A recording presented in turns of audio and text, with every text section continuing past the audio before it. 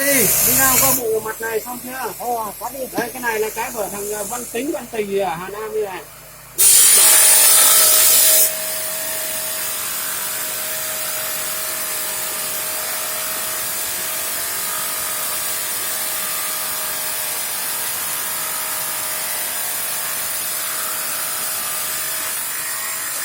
Ví dụ như là cái cả viên to này em cứ để như này em cắt thôi. Đây nước đây này.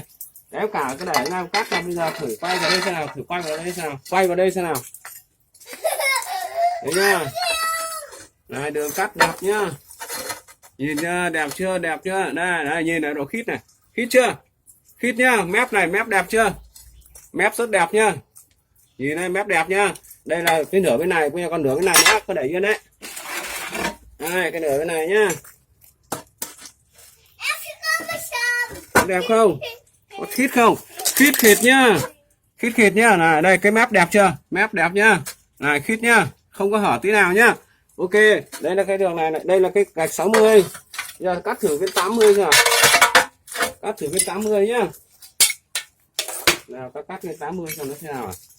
Viên 80 này hiếm lắm, chứ phải cắt nó phải chắc chiêu từng miếng một con một đấy. Đây nhá. Đây là 80 nhá, đặt chọn viên 80 nhá. Đặt chọn 80. Cắt thử nha.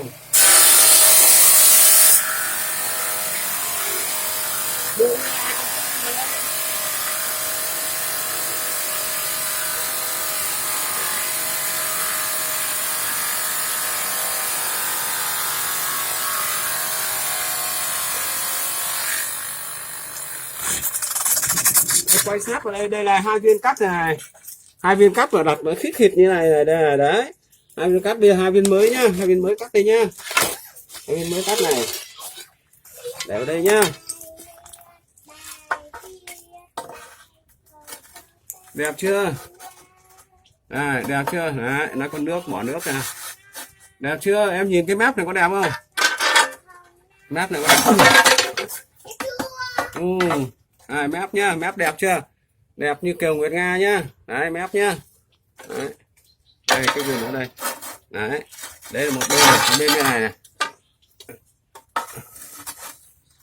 đấy bên này đẹp chưa, nhìn này, khít khịt này, khít khịt này, đấy, này mịn này, đấy, mấy ông thợ xây ông kỹ tính lắm, gạch này tầm 1 mét bên này, đúng rồi, đây này, cắt phải cắt đẹp thôi, rồi cái này khuôn khổ có hạn, không phát thì nhiều đâu, cắt đi thôi. Đấy của ông Nam Hà Văn Tính ấy nhá.